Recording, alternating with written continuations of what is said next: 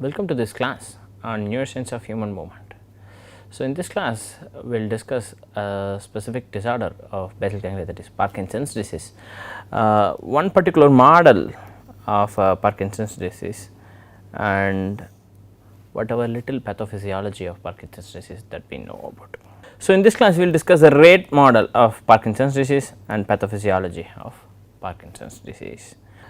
So, essentially we discussed, so in the last class we discussed the importance of MPTP treated animals in understanding the pathophysiology of Parkinson's disease. A huge consequence of animal models in understanding Parkinson's disease has actually come from studies of MPTP treated primates, right. So, what has happened in these cases is that an artificial degeneration of the dopaminergic pathways is caused due to the effect of MPTP on the substantia nigra pars compacta. What was then found was that this led essentially to an increased inhibition at the thalamocortical level, at the output level here. At the output level, essentially what was found was an increase in inhibition, an increase in the excitation going from the subthalamic nucleus to the GPA. Let us remember that this is an excitatory pathway, right. Let us remember that the subthalamic nucleus globus pallidus internal pathway is excitatory, right. Its neurotransmitter is glutamate. Turns out that the activity of the direct pathway is diminished or reduced. Because of this reason, there is a net inhibition at the VAVL thalamus, essentially leading to a reduced amount of excitation at the cortex, right. So, this was found, or essentially what we mean by increased, diminished, reduced is the firing rate of the neurons in these circuitry, right. So, the firing rate is increased, not the number of neurons. So, this has then come to be called as the famous or the so called rate model of Parkinson's disease. Fortunately, this model is able to explain a whole lot of data on patients. However, this model has its limitations though. So, there are several cases where this model cannot explain specific pathophysiology. So, here is data from imaging that shows in a control subject the uptake of dopamine in putamen, whereas in a particular asymptomatic twin whose other twin is having Parkinson's disease, there is reduced uptake of dopamine in putamen. 5 years later, this particular patient develops symptoms, this particular patient has symptoms, and you find very little activation of the putamen, right, due to this. When this is when compared with this control, right. So, essentially the control, the activity is much higher. This is actually data from Brooks and colleagues, right. Essentially what happens in Parkinson's disease? What are the various things that happen in Parkinson's disease? Well, at least there are 3 specific reasons. One is oxidative dysfunction or oxidative modification. Second is mitochondrial dysfunction, and third is protein degradation.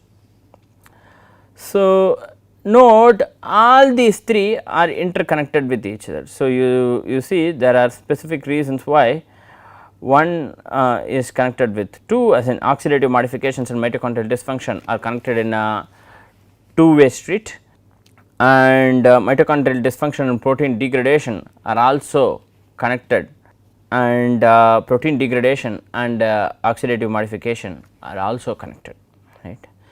Essentially some of these causes, for example, MPTP, those that are in green, for example, are actually environmental causes. Some of these causes, such as those in purple here, are actually genetic, and those that are in blue are specific to the particular organism, right. Actually, what is going on is an interaction between all these separate factors leading to specific symptoms that are now diagnosed as Parkinson's disease. It is not that each particular thing causes by itself, there is an interaction between these particular causes. Together they cause the outcome, which is the disease or the pathology, right. Some of these things are very well understood. Each of this refers to a specific phenomenon that has been understood, right. 1, 2, 3 to 12, each of this is a phenomenon that has been relatively understood, well understood. However, the interaction between this and what are the exact details are still remaining to be understood. So, there is still a lot of scope for improvement of our understanding of this particular disorder, right. That kind of understanding usually results from recording of neurons from specific regions in the basal ganglia, right, in this case. So, electrophysiology recording from patients undergoing surgery and from animal models, what has been found is that the particular cases that could not be explained by the rate model are explained by oscillations that are either synchronous or not synchronous, right. So, specific oscillations or synchronization between oscillations in different regions in the indirect pathway are believed to be at least one more source of information that could help us understand the pathology better, right. In particular, alpha and beta frequency oscillations in the basal ganglia inhibits the higher gamma frequency oscillation in the cortex. So, it is this inhibition that causes bradykinesia, slowness, and akinesia, lack of movement. What is also believed to be true is this phenomenon of rebound bursting that is caused due to extensive GABAergic activity, right within the basal ganglia activity, especially between the input and output. Most of the connections are GABAergic, medium spiny neurons are GABAergic, other interneurons are GABAergic, except the neurons from the subthalamic nucleus, which is glutamatergic. Most other outputs are GABAergic, right.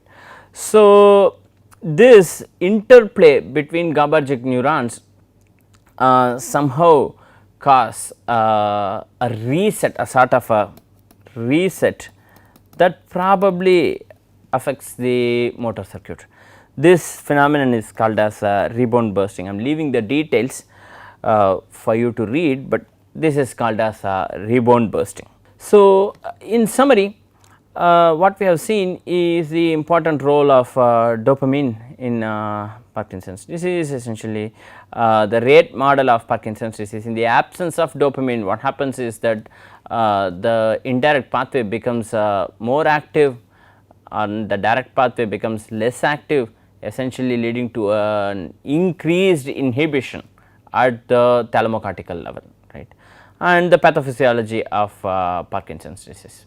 Right. So, we discussed the pathophysiology, that there are at least 3 different but interacting causes. These are oxidative modifications and mitochondrial dysfunction and protein dysfunction. So, these 3 things interact with each other to result in the group of symptoms that is called as Parkinson's disease.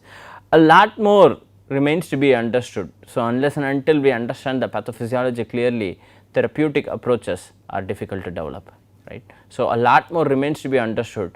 The exact molecular mechanisms of many of these things are still elusive as to why, for example, alpha synuclein continues to build right? What are the specific causes of that? What are the chain of events that lead to the build-up of this, right? And all such things are continuing to be mysteries. So, we need to continue to work on this to understand. So, with this we come to the end of this lecture. Thank you very much for your attention.